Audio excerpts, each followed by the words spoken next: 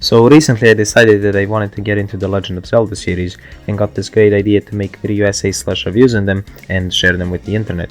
So welcome to my Zelda review series, where I play all of the Zelda games in order of release for the very first time and then give my thoughts and opinions on them. So since this is the first episode, that means that the first game that we're gonna be going over is the original The Legend of Zelda. Before we begin with the review, I figured I should give some background on the game's development.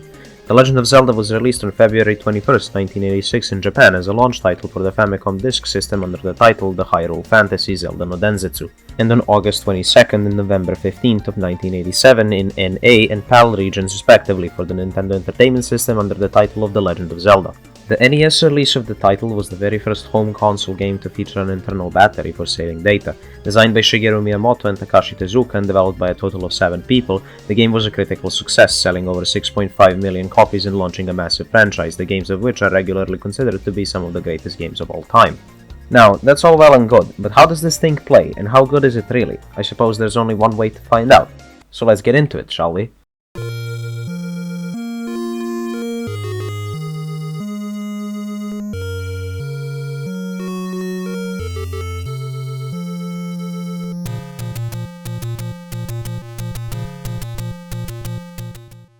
When booting up the game, we're greeted with the title screen, and waiting on it for about 10 seconds will prompt a screen transition to a scrolling text elaborating on the plot. I won't be discussing this text right now for reasons that I will explain in a bit.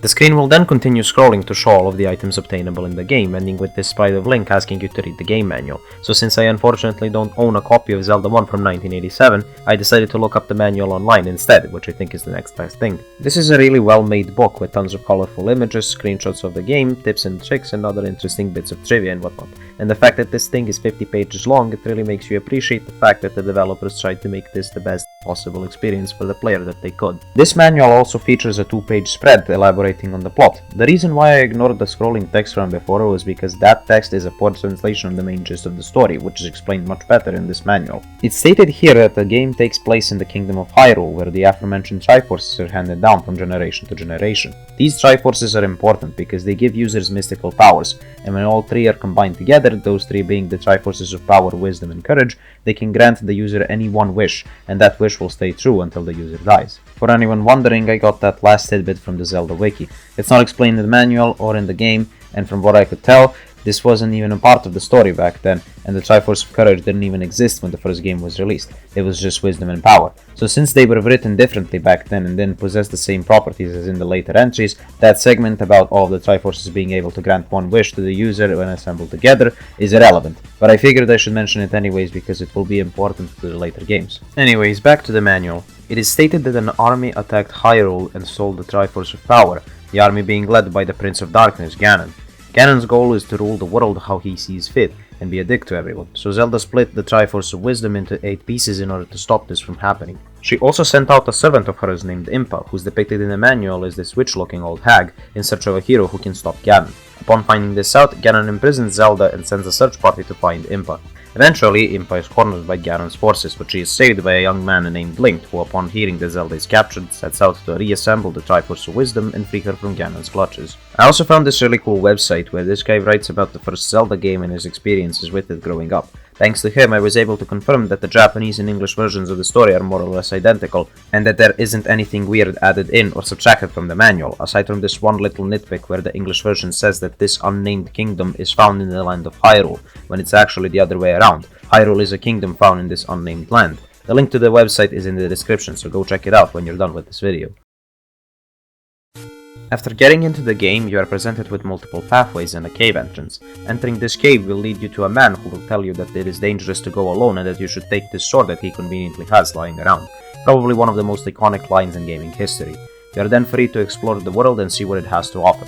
I think this would be the only natural point in the video to talk about the artistic aspects of the game, those being the visuals and the music. I gotta say, this game has a lot of charm, and Link's sprite especially is really cute. In fact, all of the sprites are really cute.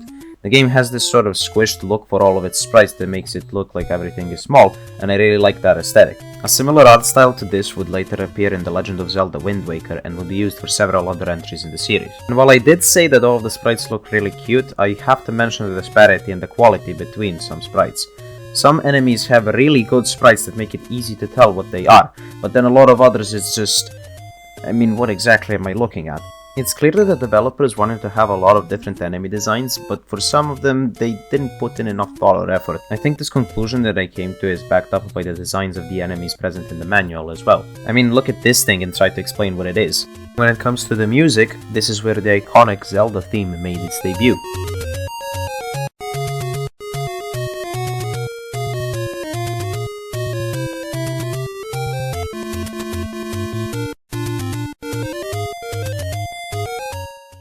We also have the title theme that I played in the intro.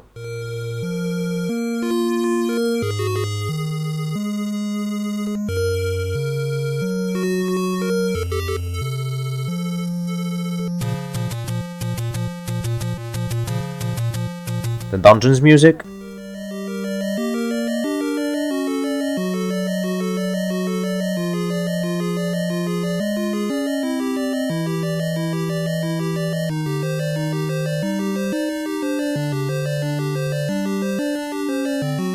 As well as the game over music.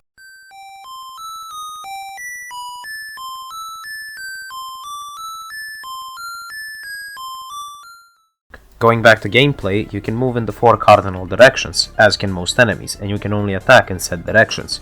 You start out with 3 hearts, which increases throughout the game, and when taking damage, either from enemy projectiles or when coming in contact with an enemy, you take half a heart of damage at minimum. You also have a shield, which will block projectiles that you face, but getting hit from the side or from the back will result in you taking damage. Not all projectiles can be blocked, however, but as the game progresses you can obtain an upgrade that will block most projectiles in the game. Finally, when at full health, attacking with a sword will fire a beam that deals the same amount of damage as a sword strike. This is the basic arsenal that you start out with, and it will expand over time as you gain new items. Killing enemies will also sometimes drop an item. A heart, a fairy, a bomb, a clock, or a rupee. Firstly, we have bombs. This is probably the first secondary usable item that you will find in your playthrough. Your sword is your main weapon throughout the entire game, but occasionally, Link will acquire new usable items that he will then be able to use when pressing the B button, and that you can swap out when pressing the start button. When walking over bombs, you will collect 4 of them.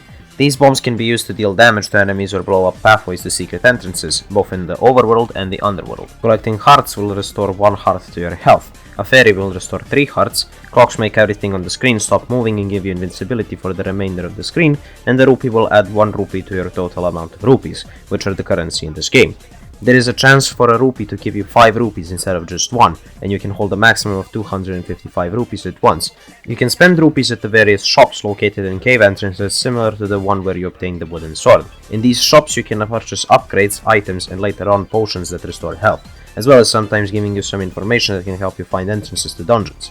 Grammar is a problem that plagues this game for its entire runtime. Whoever was translating this to English did a really poor job at translating it, and I know that doesn't seem like a big deal, but it's a real immersion breaker, because sometimes the sentences will make complete sense, and other times the NPCs will start going all ooga booga and hit you with bangers such as "it's a secret to everybody" and "let's play money making game." And yeah, I know that these may be nitpicks, like of course, these are just a bunch of Japanese guys trying to translate something into English, but if the manual was translated this well, then there's absolutely no excuses to allow this to pass the final cut. Speaking of playing money-making games, some NPCs will allow you to gamble for money, because giving children a crippling gambling addiction is something that we definitely want. Some of these shops will randomly give you money for free, and sometimes will steal your hard-earned cash just to troll you.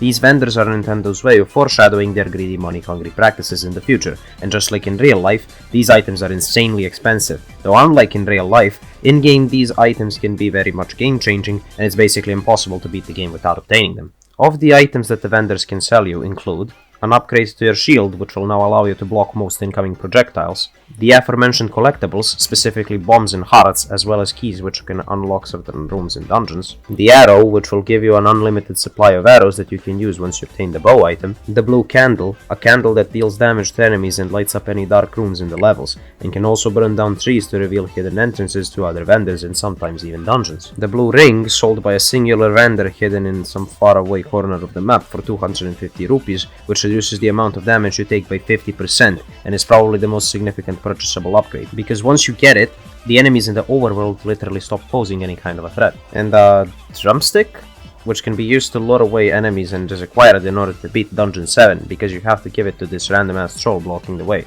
You can also find an NPC in the northeast corner of the map, which will give you a note that you can show to one of these female NPCs, after which they will all start selling you potions that restore your health to its fullest. Both of these potions function in the exact same way, except you can use the red potion twice, making it the better option. There is also one upgrade found in the overworld that isn't sold by an NPC, and that's the power bracelet, which you can find by exploring the overworld. It can be found by touching this guy and letting him move out of the way. This is the same way you find the vendor that sells the blue ring upgrade.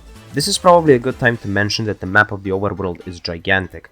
It isn't that big all things considered, but compared to what I was expecting, this is really large. Not to mention that every time you walk to the edge of the screen, the camera scrolls to a different screen and then loads in the enemies, which adds to the time needed to cross from one side of the map to the other. When loading into a different screen, the enemies will always be spawned at random, but they almost never spawn directly next to you, thankfully. Most enemies in the overworld are pretty easy to deal with and they only take a couple of swings of your sword to kill, although you'll sometimes encounter these blue variants of already existing enemies that have about twice as much health as the base version, and they're always pretty annoying to deal with, especially in dungeons. Speaking of dungeons, there are a total of 9 of them in the game, each harder than the last. Completing these dungeons is the main goal of the game, as stated previously. Each dungeon will have several rooms filled with enemies, a room containing a boss, and a room after the boss containing a piece of the Triforce, only accessible by killing the dungeon's boss. Some rooms will also have walls that can be blown up to reveal hidden pathways to either other regular rooms or secret rooms. You can also push the blocks in some of the rooms to reveal a hidden underground entrance, which leads to either a new item or a pathway to the other side of the dungeon in the case of the latter half of the levels. Getting to the boss and defeating it will reward you with a heart container, which will permanently increase your health by 1 heart, up to a maximum of 16. And now that I've mentioned the health upgrades, I can also quickly mention the sword upgrades. There are 2 different sword upgrades in the game, one that Link can obtain when he has at least 5 heart containers, and the other that he can obtain when he has at least 12 heart containers. Another funny thing that I've noticed is that the swords, as well as some items, share the same color palette as Link. So when you get the blue ring or die and Link changes his color palette, the swords, as well as some items, will change their color palettes as well. These swords are located in a cave entrance and a secret overworld entrance, and they will make the game's difficulty more tolerable. Heart containers can also be found in the overworld, for a total of 8 heart containers available from clearing dungeons, and 5 heart containers available from exploring the overworld. What's cool about all of this is that if you're good enough and can find the heart containers early in the game, you can have the white sword before entering dungeon 1 and the magical sword before entering dungeon 5. Going back to the bosses real quick, upon defeating the boss and walking to the next room will reward you with a Triforce piece and you'll be booted back to the dungeon's entrance. This all sounds rather simple, but getting to the dungeons can actually be really fucking complicated on your first time through, because the map is so big and confusing to tread around. There is a minimap in the top left corner at all times, but the minimap for some reason only shows Link's current location on the map, and none of the objects on the map are loaded in. I understand that it can be difficult to put all of the details of the world on a minimap, but the thing is, there is a minimap that shows the layout of the map in every single dungeon. There is literally no reason as to why the map isn't displayed properly, and it just makes navigating the world that much more confusing.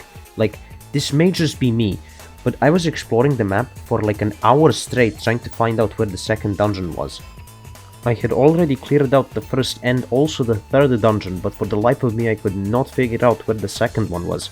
It turns out it was in one single area of the map that I never walked over to. I had passed this area so many times, and I just never bothered to walk over here to the left, because all these damn pathways just look the same. And actually, when I was replaying this game to record the footage for this video, I had spent like half an hour wandering around the same location over and over again before I gave up and looked up the overworld map again. Like, this might just be a me thing, but honestly, this happened twice on 2 separate playthroughs. At this point, I don't think it's a me thing anymore. On top of this, the dungeons aren't that easy to clear out either. The first few ones are easy enough, but the later ones can be unbelievably ball-busting with the number of enemies in the room and various different types of enemies, ranging from blue bats and whatever the slime thing is, to enemies that can eat your upgraded shield, making it so you have to buy it again at one of the shops. There are also these cultist-like enemies called Wizrobes that fire laser beams every 0.3 nanoseconds and deal half your HP bar. These so-called Dark Nuts that appear in a lot of the later dungeons are probably my least favorite enemy to fight. because the game always spawns a ton of them and they're really hard to hit. Their mechanic is that just like you, they also have a shield, so you can't hit them from the front and they're forced to hit them from the side or the back. Sounds like a fine enough mechanic, right? Well, you'd be wrong, because the problem is that these knights often change the direction in which they move, and they often start moving towards you. If you're not at full health, you'll have to get really close in order to hit them, and since they don't take knockback, you're winding up to get yourself hit and eventually die.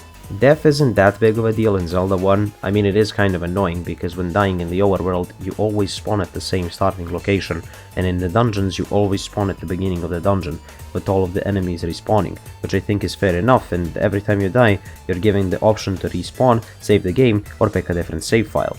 Saving the game boots you back to the file select screen, and if you were in a dungeon and rage quit, your sorry ass has to walk all the way back to the dungeon because you respawn at the starting area every time you reboot the game, regardless of whether or not you were in a dungeon or not. During your adventures in the underworld, you will find many items. The two temporary items, the map and the compass, will help you out in the particular level that you are currently in, the former revealing the layout of the map, and the latter revealing the location of the Triforce piece. As for the permanent items, we have several of them. Each dungeon contains one permanent item besides the last two, which contain two. In order of obtaining them, they are the bow, with which you can fire arrows to deal damage to enemies. This is a really good weapon that works on a lot of the enemies in the game, and it's basically a slightly less powerful sword blast that also has piercing. The boomerang, which stuns enemies that it comes in contact with, and which you can find an upgrade for in Dungeon 2 to turn it into a magical boomerang. The boomerang is also really good when fighting a lot of regular enemies, since it can stun multiple of them if you hit it right, and it also can one-shot some small enemies like bats and these slime thingies that look like poop. Also, here's a fun fact that I discovered by complete accident. You can actually throw the boomerang diagonally.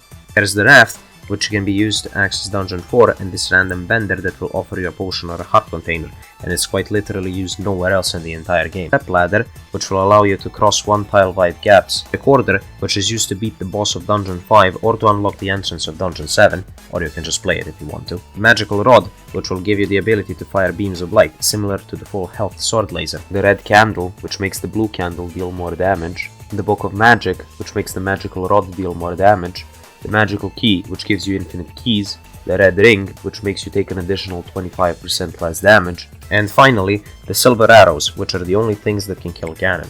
And also there's the two bomb upgrades that will let you carry 4 more bombs each. Each of the dungeons are shaped like a particular symbol or animal.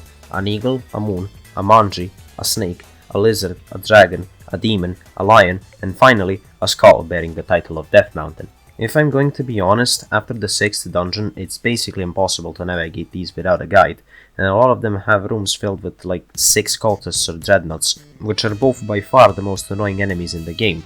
Death Mountain especially is full of rooms like this, and the pathways to the boss room is insane. Like, Jesus Christ, look at the pathway that you need to take in order to get the Ganon, and this is with the magical key. I can't even imagine what the poor souls that didn't get this upgrade had to endure in order to get through this one. Like, this is straight up torture, dude. Speaking of Death Mountain, this bad boy is hidden in the extreme far end of the map in a random ass wall. How is anyone supposed to find this? Like, yeah, sure, I'm just gonna be randomly blowing up my bombs everywhere in order to achieve what exactly? Like, what's the point? Extending playtime? Well, that's kind of cheap, especially considering how this game really didn't have many cheap moments up until this point. I mean, they were here and there, but not to this extent. This just feels like it's straight out of left field, man. And I know that the manual gives you hints on how to find this dungeon, but honestly, I don't think it's enough. And after I beat the 8th dungeon, I honestly thought the game was over. I was ready for the credits to roll and everything. But alas, they never came. And thus, I came to the conclusion that there was still one more left to complete. Honestly, Death Mountain isn't too difficult. Honestly, that was a lie. Death Mountain is ball-bustingly difficult. This level's got it all. Unfair amount of enemies, tight rooms with little room to move around, enemies having twice as much health as normal, tons of secret entrances and secret rooms, and it keeps on going. This level really made me hate these ball guys. I don't even know what to call them. What they do is basically they make you unable to attack with your sword for a few seconds, and this gets annoying fast. The high amount of health that you're going to have by this point isn't going to mean much because the enemies just deal so much damage, and there are so many of them that it feels suffocating. But to be fair, this is the last level, so it's bound to be difficult, right? I certainly wasn't expecting an easy ride, and I certainly didn't get one. Once you manage to get past all of that, you're greeted with the biggest middle finger in the entire game, and that's the boss fight with Ganon. This one isn't too difficult. I mean, it's harder than all of the ones you've fought so far, obviously, but it really isn't that difficult when you know what to do. But therein lies the issue. What are you supposed to do? Entering the room will prompt Ganon to cry on the floor for 2 seconds before going invisible and firing projectiles at you, and also these projectiles are unblockable. What you're supposed to do here is to attack him with your sword, and only with your sword, after which he will turn visible for a few seconds, then you get a hit in. Once you hit him 4 times, he will turn brown, and then you have to use your newly acquired silver arrows to kill him. Once you do, the Triforce of Power drops into his ashes. And this isn't difficult, like you can just stand in a corner and wait for him to spawn right next to you where you can get an easy hit in. But this is so poorly explained that when he turned invisible and started firing projectiles, I thought it was like a phase that I had to survive before accidentally hitting him and realizing, oh, I'm supposed to hit him.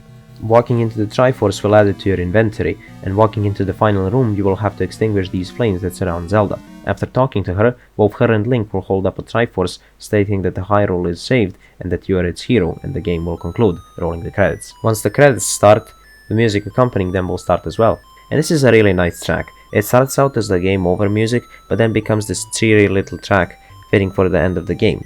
After the credits finish scrolling, the game will tell you that there is another round waiting for you. Going back to the title screen, the Link on your save file will now be holding his sword up. Loading a completed save file or a save file with the name Zelda will begin something called the second quest, or what is essentially New Game Plus for people who want more Zelda.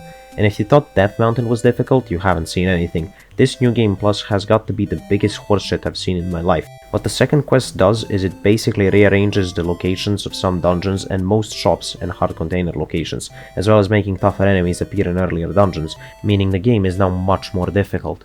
And by much more difficult, I mean in the second dungeon there are enemies that make you die in 2 hits.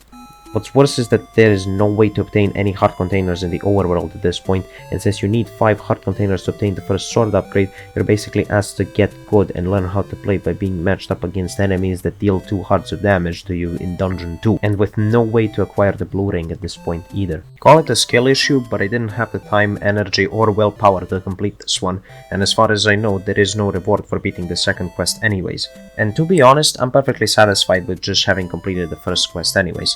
And I think that's pretty much everything covered. So here's a fun little thing that I'm going to do at the end of each of these videos. After covering a game, its story and content, I will put it into a tier list where I will compare it to the other titles in its respective franchise. So anyways, to answer the question in the title, what made Zelda 1 so special, and what do I think about it? Well, I think it's great. Despite a lot of the nitpicks and whining, I still had a lot of fun with this game. For 1986, this game provided a lot of immersion in the world unlike anything that came before it, and I think that's what was so special about it. The trend of Zelda games setting industry standards started with the very first game, and I honestly think that's very commendable. However, despite this praise, the game has aged a lot, both in its mechanics and visually, and it has a lot of annoying little things that really drag the overall quality of it down when compared to the later entries in the series, but I still think it's pretty good. So for that, I will put it in great tier. Anyways, I'm really looking forward to making more videos on this franchise, and with the new game right around the corner, I feel like there was no better time to start making videos for these. And sorry for talking about the gameplay so much, I really would have liked to talk about the story some more, but unfortunately there really wasn't that much to it back when this game was released. I'm sure it will get more interesting as we get to the more recent entries though. If you've made it this far, thank you so much for watching. I really underestimated how big of a project this would end up becoming, and then paired with school and certain family related things, this ended up taking way longer to make than I thought it would. I even made an entirely different script. I got halfway through the editing process and then realized that I really disliked how it turned out, so I ended up scrapping it and making a new script entirely, and that turned into the video you're watching right now. If you liked what you saw, please consider liking the video and maybe leaving a comment. It would really help the video reach a wider audience. Also, because this video took so long to make, at some point I actually played and finished all of Zelda 2 The Adventure of Link, and I'll be making a video on that one very soon as well, so if you're interested in watching a review on it, subscribe so you don't miss it. And if you're interested in updates on my future videos, I post them on my Twitter, so follow me there for that. My name is Cam, thank you for watching, and I'll hopefully see you next time.